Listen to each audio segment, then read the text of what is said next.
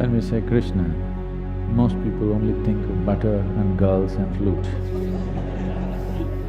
From 16 to 21, he lived as a brahmachari, he took sannyas, lived as a brahmachari, went through severe sadhana.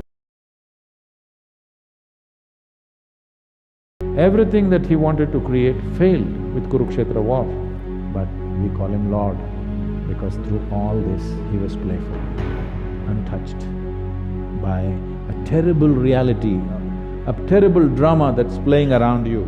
This you can also do, isn't it?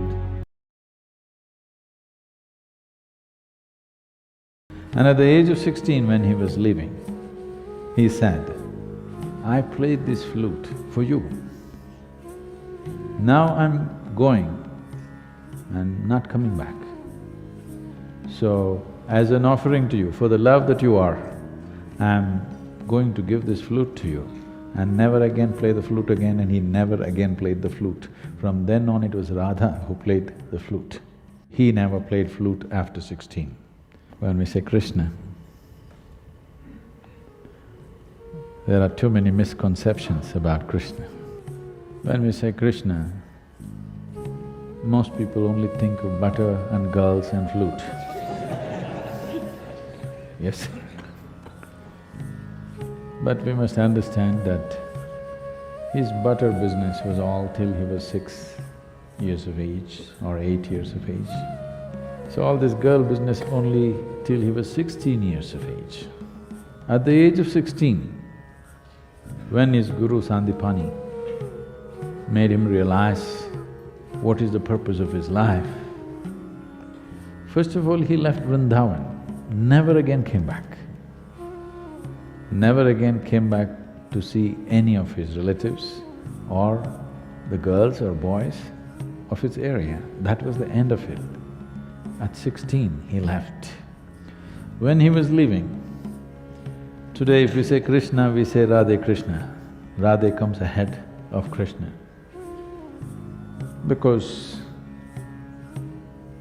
their love, their intimacy, their romance caught the imagination of a whole culture in the entire subcontinent in such a way that we don't say Krishna Radhe, we say Radhe Krishna.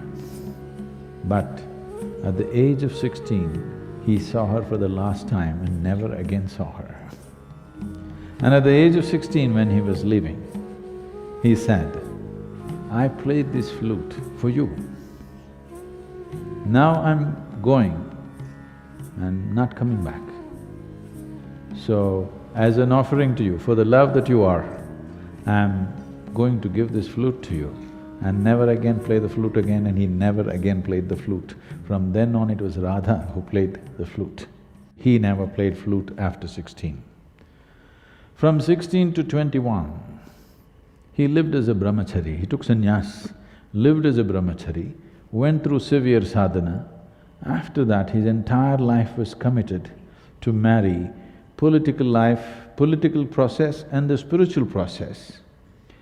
Well, it ended up in a disaster, but he did everything possible. These things are never spoken of. In the northern plains of India, he set up over 1,000 ashrams because he wanted spiritual process not to be a separate thing. He wanted spiritual process to be a part of life. As we live, as we brush our teeth in the morning, we meditate.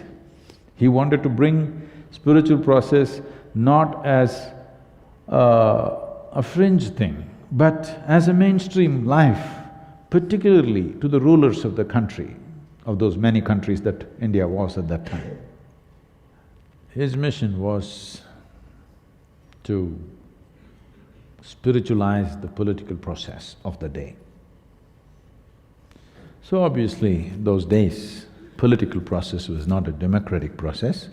So he thought, the most important thing is, if the leadership gets it, then the benefit will naturally come to the people.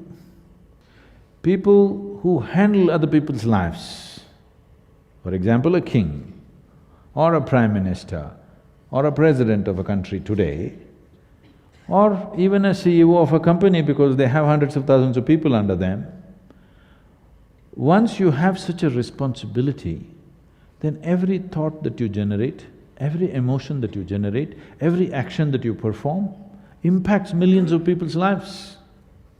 When you have such a responsibility, it's very important you are in a good state.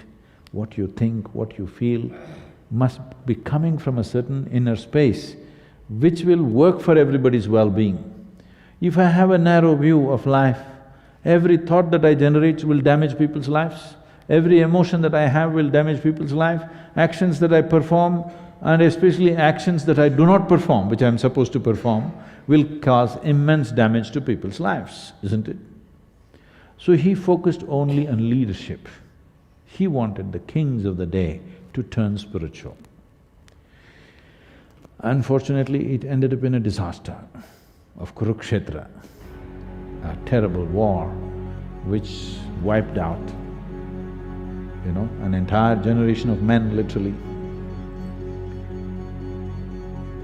But still we worship him. Everything that he wanted to create failed with Kurukshetra war.